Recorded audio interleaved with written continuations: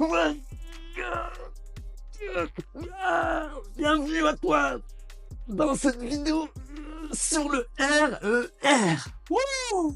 RER, qu'est-ce que c'est? Répétition en réserve ou bien en anglais RIR, c'est-à-dire répétition in reserve. Je me présente, si tu ne me connais pas, mon nom est Coach Aiden. Je suis, comme je viens de le dire, un entraîneur personnel et dans cette leçon d'apprentissage, je vais t'expliquer comment ça fonctionne.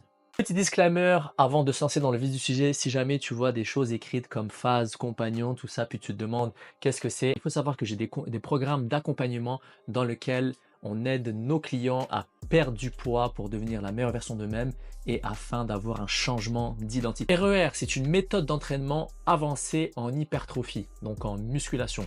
RER sert à estimer le niveau d'effort nécessaire pendant que tu fais un exercice avant d'arriver à l'échec musculaire. Il te permet par les ressentis, par les sensations de planifier à combien de reps près tu es proche d'avoir un échec musculaire. Le RER a été créé afin de remplacer le pourcentage du RM.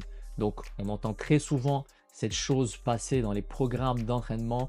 Mettons, je sais pas, fais 3 répétitions à 80% de ton RM. Donc RM, ça veut dire la répétition max. Ça veut dire tu mets une charge donnée et tu peux faire seulement une fois la répétition avec cette charge dans ce mouvement-ci. Le problème en fait avec le pourcentage du RM, c'est que ton RM sur un exercice donné n'est pas le même de jour en jour, n'est-ce pas? Parce qu'il y a des journées où tu vas être plus fatigué, plus courbaturé, moins courbaturé, tu vas avoir un meilleur niveau d'énergie, où tu auras été plus reposé. Donc on ne peut pas avoir, imaginons que sur mon bench press, mon RM c'est 100 kg ou 100 livres, peu importe, je donne ça juste par exemple, et bien une journée où je vais être fatigué, je vais peut-être pas réussir à pousser ce 100 livres.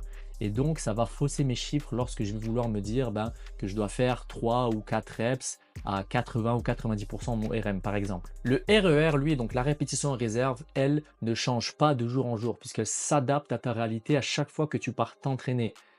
Je vais te donner un exemple tout de suite, mais juste avant, rappelle-toi que la répétition en réserve, elle est valide tant que la forme elle est respectée. Donc un RER à 0, ça veut dire que tu es parti à ton échec musculaire complet. En gros, c'est que tu as réalisé ton RM, donc ta répétition maximale. Comme je le disais à l'exemple juste avant, faire une répétition en bench press, donc en développé couché, avec une barre, et mettre le fameux 100 livres, je le pousse une fois, puis je ne peux pas faire une deuxième répétition, et bien là, j'ai accompli mon RM ou RER à 0. Un RER à 1, c'est qu'il te reste une répétition possible en réserve, un RER à 2, 2 répétitions en réserve possible, 3, bref, tu comprends l'idée. Prends l'exemple du développé couché, puis je te dis, salut Karl, fais 10 répétitions avec un RER de 1 à 2. Si après tes 10 reps, tu te sens encore capable d'en faire 5 ou 6, c'est que tu ne respectes pas ce que je viens de te donner, à savoir un RER, un répétition en réserve de 1 à 2. Attention, attention, s'il te plaît, c'est clairement vital que tu gardes la forme. Le RER est respecté uniquement si tu gardes une forme viable. Si tu commences à tricher sur ton mouvement, à faire des balanciers de je sais pas trop quoi pour aller compenser avec d'autres muscles afin de rajouter par exemple ton RER de 1 à 2, ça ne fonctionne pas. Donc dans l'exemple du bench press, tu fais ça vraiment bien, ok?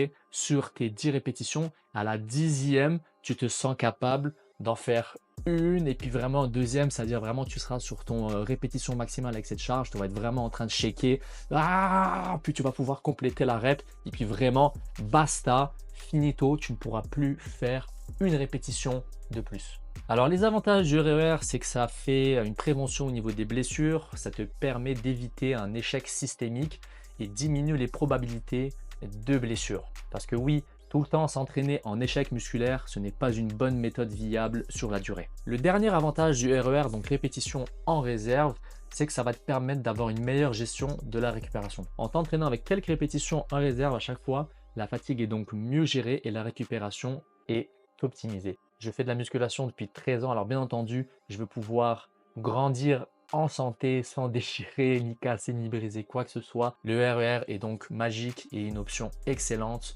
pour planifier de manière intelligente, sécurisée et efficace une progression optimale dans ton entraînement de musculation.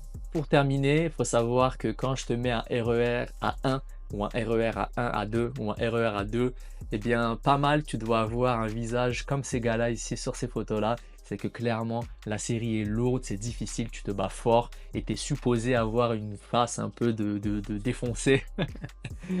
Alors, t'inquiète, il n'y a pas de jugement dans les salles de sport. Puis de toute manière, les gens qui vont dans les salles pour juger, on n'en a rien à foutre. Toi, tu es là pour pousser, c'est ta progression et c'est ton avancement qui compte. C'était tout pour moi aujourd'hui. En espérant que tu as apprécié cette capsule vidéo, c'était coach Aiden Anis. Je te dis own it et à très très vite pour une prochaine capsule d'apprentissage. Bye.